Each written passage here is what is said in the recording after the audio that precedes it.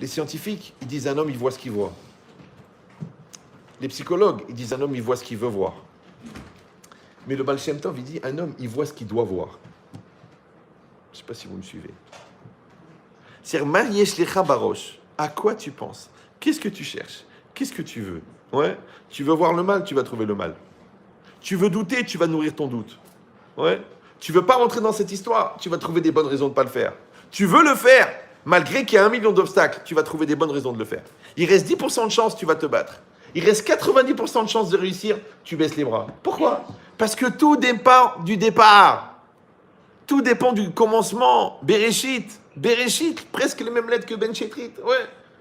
Bereshit. Si tu démarres avec la Rama, si tu démarres avec les complexes, si tu démarres avec la peur, si tu démarres avec le manque de confiance en toi, alors c'est normal. Après tu dis oui, je suis tombé sur un monsieur qui a abusé de moi, qui m'a triché, qui m'a menti, qui m'a trompé. Mais chérie, tu étais une brebis. Lui, c'est un tigre. Les tigres, ils n'attaquent pas les tigresses. Ils attaquent les brebis. Donc si toi tu viens comme ça veut dire Hamara ascendant Nia. Plus complexé et manque de confiance en soi. Mais c'est comme si tu fais un appel d'air. Tu lui dis venez, venez, venez, venez, venez m'abuser. Mais si toi t'es entier, t'es clair, t'es forte, t'es bien dans ta tête. Donc il n'y a pas de vide. Donc comment il va rentrer l'agression extérieure? Il n'y a pas de vide. C'est physique, regardez, c'est physique. Tu prends une batte de baseball, d'accord? Celle qu'elle t'a laissée ta belle-mère. Ouais. Tu prends une batte de baseball. Tu tapes dans un rocher. Qu'est-ce qu'il fait? Qu'est-ce qu'elle fait la batte de baseball? Elle rebondit sur le rocher. Elle va même te luxer les 2 poignets. Pourquoi? Parce que comme le rocher il est plein, donc l'onde de choc, elle rebondit sur le rocher. Mais quand tu tapes dans un vase, le vase il est vide. Qu'est-ce qu'elle fait l'onde de choc? Elle rentre d'un côté, elle ressort de l'autre. Donc elle explose le vase. Donc tu vois, à Odon Kolo, que le degré de pénétration des agressions extérieures dépend du vide intérieur. Ouais. Maintenant, tu peux m'expliquer pourquoi quand quelqu'un te fait une remarque, tu es bouleversé. Ouais. Quand quelqu'un te traite de trucs, tu te sens mal à l'aise. Quand quelqu'un te fait une queue de poisson, tu veux le tuer. Quand quelqu'un te demande de changer, tu le vis comme une agression. Quand quelqu'un veut t'aider, à cause de ça. Maintenant, le problème, c'est que le vide, c'est un problème personnel. Toi, tu dois travailler tes midotes en tant qu'homme. Toi, tu dois travailler tes midotes en tant que femme. Tu dois continuer à évoluer, à te construire, à faire, à travailler ta patience, ta reconnaissance, ton équilibre, travailler tes nerfs, ton stress, tes peurs, ta émouna. Toi, tu dois faire ça personnel. Maintenant, c'est quoi le problème? C'est que les gens, non seulement ils ne font pas le travail personnel, mais en plus, pour légitimer le fait qu'ils ne le font pas, ils se servent de l'autre. Vous me suivez ou non? Pourquoi? Parce que c'est quoi l'immaturité? Quand tu attrapes un immature ou une immature qui a fait une bêtise, la première chose qu'elle dit, c'est pas moi. Déni. Ok, après tu lui prouves que c'est elle ou lui. Qu'est-ce qu'il dit? C'est à cause de toi. Tu sais pourquoi je vole? Parce que tu ne me donnes pas l'argent de poche. Tu sais pourquoi je regarde ailleurs? Parce que tu as grossi. Mais c'est toi qui me mets enceinte. T'es à l'envers, toi. Tu veux que je les fasse dans le dos, les bébés? Comment je vais faire? Ouais. Donc, premier niveau de déni d'être lié à la situation. Deuxième, transfert de culpabilité, c'est à cause de toi. Et troisième, quand tu as prouvé que la personne, elle est quand même dans la photo, quand même un lien, c'est quoi la dernière échéance? C'est quoi?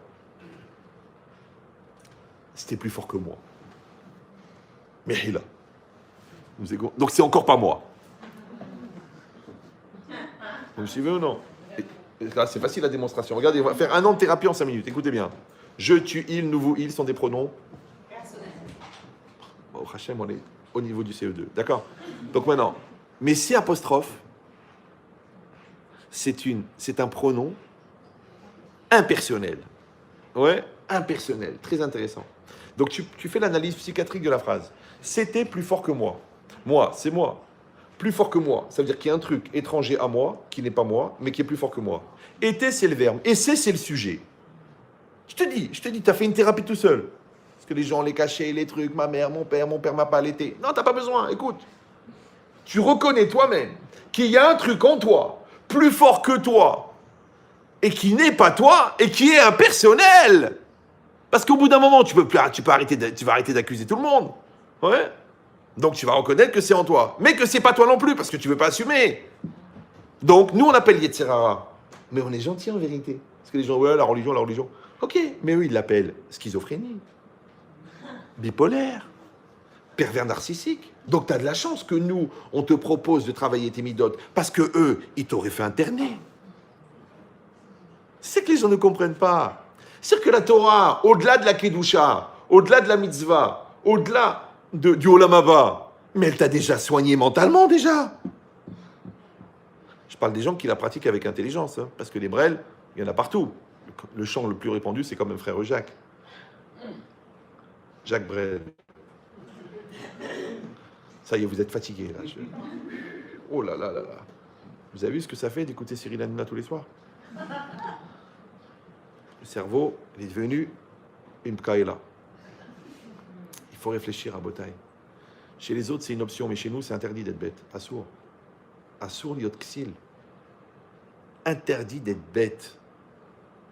Maintenant, encore une fois, la bêtise, c'est quoi? C'est le contraire de l'intelligence. L'intelligence, c'est la capacité de s'adapter. Or, la vie, elle change. Les enfants, ils grandissent. Toi, tu vieillis. Le marché, il bouge. Donc, tu es condamné à t'adapter tout le temps. Donc, tu es condamné à être tout le temps intelligent. C'est pour ça qu'on doit étudier la Torah tous les jours. C'est pour ça qu'on doit évoluer tout le temps. C'est pour ça qu'on doit travailler ses midotes. C'est pour ça qu'on doit faire évoluer son couple. C'est pour ça qu'on doit grandir avec ses enfants. C'est pour ça qu'on doit s'adapter au marché. C'est pour ça qu'on doit faire ça à l'IA avec intelligence. Ouais. Dans tous les domaines, tu seras obligé de t'adapter. Et tu verras que toutes les souffrances que tu as dans ta vie, c'est toujours un problème d'inadaptation. Tu es inadapté au niveau de la connaissance. Dommage. Tu le dis toi-même, si j'avais su. Ouais. Tu es inadapté au niveau des midotes. Dommage. Tu es trop impulsif, tu es trop nerveux. Moi, les gens, ils viennent chez moi, Rabban Chetrit. Je dis, écoutez, monsieur, il faut travailler votre colère. C'est pas possible d'avoir 5 enfants et 4 enfants qui ont de l'asthme. C'est qu'il y en a 4 qui n'arrivent pas à respirer. Ils ont tous des otites toute l'année. Mais qu'est-ce qu'ils veulent pas entendre? Bon, mais je crie beaucoup, mais vous savez, je crie, mais après je passe. Mais comment tu cries et tu passes? Toi, tu cries de temps en temps. Mais lui, il a tout le temps peur. C'est-à-dire que le premier terroriste, il est chez toi à la maison, c'est toi. Il n'a pas besoin de faire un attentat tous les jours. Il en fait un tous les 2 ans, mais toi, tu as peur tout le temps. Puisqu'il est en vigipirate, le gosse. Ouais. Donc j'ai dit, il faut que tu travailles ta colère. Il me dit, excusez-moi, c'est ma nature. Je dis, il faut que tu arrêtes de mentir. Mais c'est ma nature. Je lui dis, bah écoute, il faut que tu travailles ton regard, parce que tu es trop négatif. Il m'a dit, c'est ma nature. Alors, je dis, écoute-moi bien, pourquoi tu viens voir un rabbin si c'est ta nature? Va voir un vétérinaire. C'est pour ça que Walt Disney, il a mis que des animaux comme personnage. Vous suivez ou non? C'est dingo, hein? Et c'est plutôt vrai, quelque part. Donc c'est ça l'idée. L'idée, c'est de dire à un moment ou à un autre, et c'est ce qu'elle dit la Torah. La Torah, elle dit, Yesh Ratson, ve Yesh Teva. Il y a la nature et il y a la volonté. Im Yesh Ratson, en Teva. S'il y a la volonté, il n'y a plus de nature. Im Yesh Teva, en Ratson. S'il y a la nature, il n'y a plus de volonté. Maintenant, la société t'éduque à penser que tu es une nature.